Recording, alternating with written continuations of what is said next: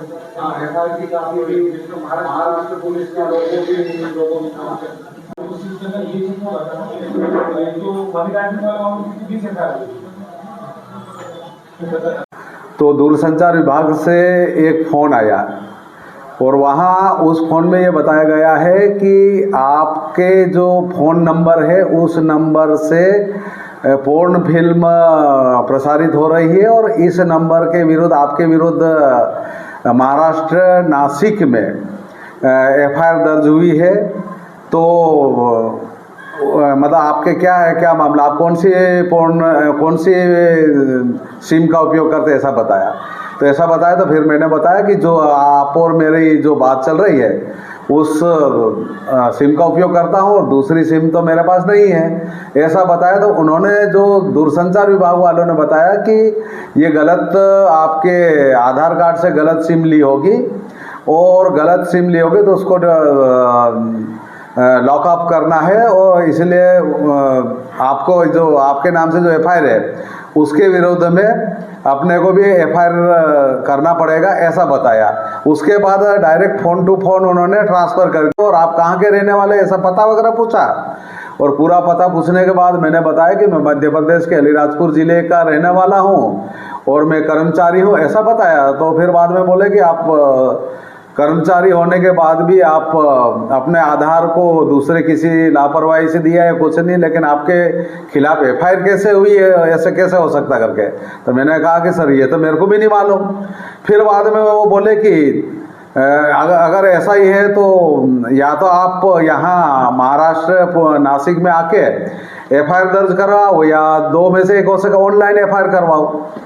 तो फिर बाद में मेरे को नासिक देखा ही नहीं था, फिर मालूम पड़ा कि नासिक इतनी दूर और अगर ऑनलाइन एफआईआर कर होती होगी तो करवा लेते करके।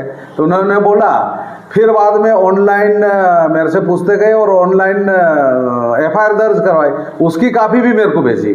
उसकी कापी भेजने के बाद वो बोले कि ठीक है हम वो तलाश करते हैं करके ऐसी बात करते रहे और आप तो भविष्य में सतर्क रहिए, ऐसी गलती न करें करके ऐसा किया। और उसके बाद ये वहीं से फ़ोन आता है और आगे ये ट्रांसफ़र होता है कि चलो एक दो दिन में वहाँ नासिक आ जाना और नासिक में आपके जांच होगी और आपसे पूछताछ होगी और उसके बाद इस सिम को बंद करेंगे, ऐसा बताया। तो फिर बाद में मिला कि नासिक इतनी दूर है और हम कैसे आ सकते। तो अगर आपकी मर्जी, या तो नासिक आ सकते हैं या फिर ऑनलाइन जांच करवा लो, ऐसा बताया। तो जब मेरे को ऐसा लगे कि ऑनलाइन एफआईआर भी हो जाती है, ऑनलाइन जांच भी हो जाती है, ऐसा समझ के मैंने ऑनलाइन, ठीक है ऑनलाइन जांच कर लो करके। फिर उसने ये बोला कि आपके मोबाइल में बैटरी कितने % है।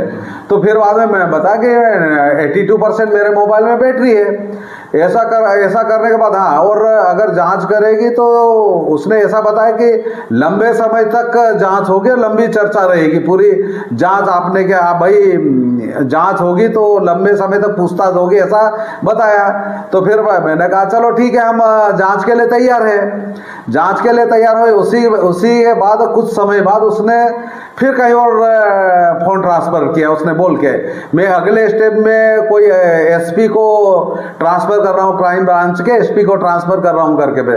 और ठीक है वहाँ ने बात करी, उन्होंने एसपी ने तो बात ही नहीं करी और उन्होंने इतना सा कहा कि इस नंबर का जो व्यक्ति है बहुत बड़ा फ्रॉड है और इसके तो पूरे भारत में मनी लॉन्ड्रिंग केस में फंसा हुआ है, कई बैंकों से पैसे निकाल लिए गए हैं करके। और उसमें एक दूसरा व्यक्ति है वो मेरे जो मोबाइल उसके व्हाट्सएप पे पूरी सूची भी बनाई, 250 करोड़ का केनरा बैंक से निकाला है और 750 करोड़ का एचडीएफसी बैंक से निकाला है और बहुत गंभीर मामला है और इस व्यक्ति को तुरंत उठाना चाहिए। उसके बाद अभी मतलब तुरंत उठाना चाहिए करके। ऐसे में जब बात हुई तो मेरी पत्नी ने मेरे बेटे जो इंदौर में रहता है उसको फ़ोन करके बताया कि पापा के साथ पता नहीं क्या लफड़ा हुआ है और बार बार घर से उठाने की बात कर रहे, ऐसी बात कर रहे करके मेरे बेटे को बोला। जब मेरे बेटे ने मेरे को फ़ोन किया था तो मैंने फ़ोन रिसीव नहीं किया और उनसे बात करता रहा। जब मेरे बेटे को लगा कि मतलब कहीं ना कहीं लफड़ा है करके उन्होंने थाने में फ़ोन किया। थाने में जब फ़ोन किया तो थाने में ऐसे 2 सिपाही पहुंचे मेरे घर पे, और एक सिविल ड्रेस में थे और एक ड्रेस में थे। तो फिर बाद में जैसे, और वो जो सामने वाला मेरे को ऐसी धमकी दे रहा था कि तुम्हारे पीछे कई प्रकार की पोर्न न्यूज़ है, पोर्न जो फिल्म चल रही है और मनी लॉन्ड्रिंग केस है, तो आपको ये मोबाइल से जांच नहीं, आपको उठाना ही पड़ेगा, ऐसी बात कर रहे थे। इसी दरमियान में मैं समझा कि मेरे को ये नहीं मालूम कि मेरे बेटे ने वहाँ जोबर थाने में रिपोर्ट कर दी, लेकिन मेरे को ऐसा लगा कि वो सामने वाला उठाना अरेस्ट करना ऐसा आ रहा था। इतने में पुलिस आ गई तो मैं तो और ज़्यादा डर गया।